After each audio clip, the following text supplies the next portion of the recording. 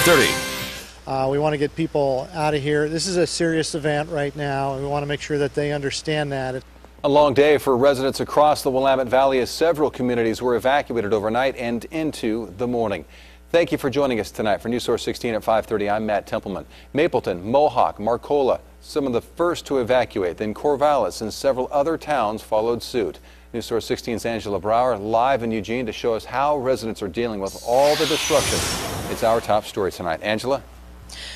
Yeah, Matt, now you've probably seen some of the pictures today. Of course, we've had them in our newscast from different towns and rivers that have flooded today. But take a look, even the small rivers in Eugene are above flooding levels. It was so close today to this bridge. And of course, this bridge is not really high enough to begin with. Now, a business owner that I talked to just a few hours ago here said it has gone down about 2 to 3 feet this afternoon. It's, of course, very cold. If you take a look, you can almost see some of the water lines on this bridge from where it was standing earlier today. Now tonight, most of the Lane County residents that were forced to evacuate their homes have found alternative shelter, but it was a very different story this morning during a early wake-up call, especially in Mapleton, that left people stranded until daylight.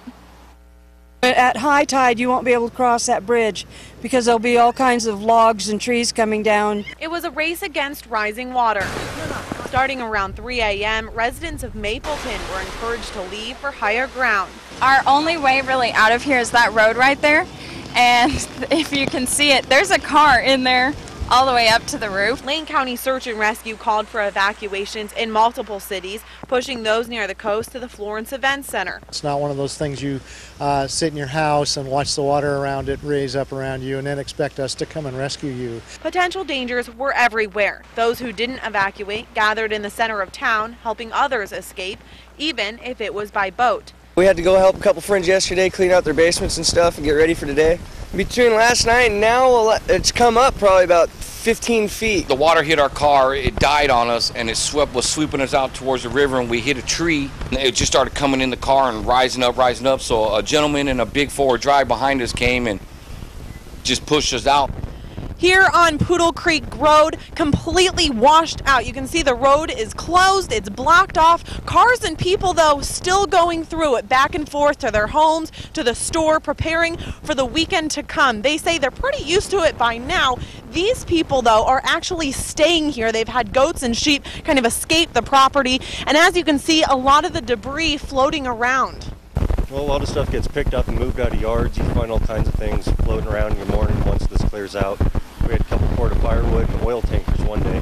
One family had to be rescued this morning after their roof collapsed from a heavy downpour. They are said to be okay and finding other shelter tonight. So the Lane County Sheriff was out all night last night. They were out all day today, and they will continue to work tonight as well. A work crew was also sent to Veneta and Springfield to do sandbags. Everyone obviously trying to pitch in here. No word yet on how many Lane County residents were displaced in the last 24 hours. Live in Eugene, I'm Angela Brauer, News Source 16.